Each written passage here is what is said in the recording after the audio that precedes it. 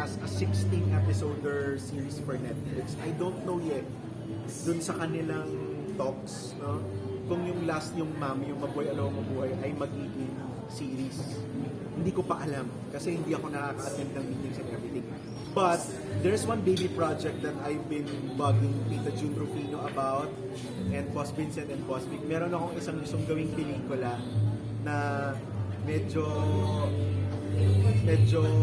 nakakagulat yung project pero hindi pa nila ako binibigyan ng definitive answer pero doing that film it will really make me happy at makakahinga ako dito sa politika, sa trabaho.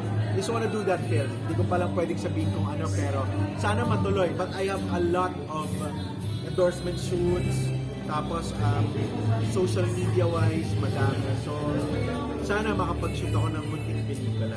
Can you update naman po sa meeting niyo with Sarah Heron mo last year? Well, my meeting with Sarah G is very funny. Sarah wanted to have a very unique. Sabi niya, basta bigyan niyo ako ng kakaiba. So, ewan ko ba sa mga boss ko nung narinig nila yung kakaiba ako pinamiting kay Sarah. Pagkaupo ko, hinawakan ko yung kamay ni SG. Sabi ko, SG, gusto mo bang gawin ko? Sabi niya, direct papakinggan ko lang. Sabi ko, oo, kasi parang hindi mo pa kayang mag-carry up. Sabi niya. She's a very talented actress, but you know, my field is, paano ba? I think she's not ready when it comes to the legalities that involve her contract. You know, she has Jollibee, she has shampoo commercials and all. Eh, alam mo naman, pag sa akin nagtrabaho, medyo magaspang ang words, kakaiba yung ano. So, very raw. So, I don't think it will happen. Nung narinig niya yung tatlong pinitch ko, siguro mga 3 minutes siyang nakanganga. Dito lang siya. Sabi ko, SG, grabe direct na trauma. Sabi niya. Kasama si Matt. Kasama niya si Matt. Pero may gagawin silang pelikula next year. Yes, that's what, yes. Hindi po kayo yung No, it's not. It's not. I only direct films that I write. Okay. So palagay ko, hindi ko, alam ko kung sino yung director pero sila naman siya.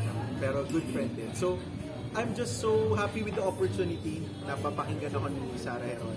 Pero darating din tayo dyan. Sabi ko, darating din tayo dyan. I'm a pop star, alam naman yan. How about What's sa next for sa wakas, right? Yeah, we're so busy. So, we don't have any shows pa in Olongapo. We've been trying our best to come up with a solid schedule, but we are failing.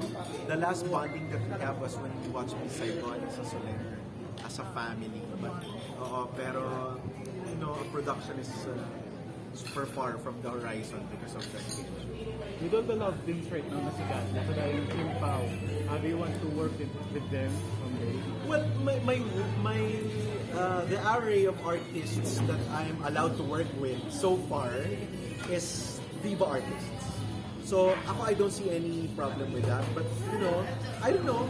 It's a very small industry. Given the chance, I'm not the one who's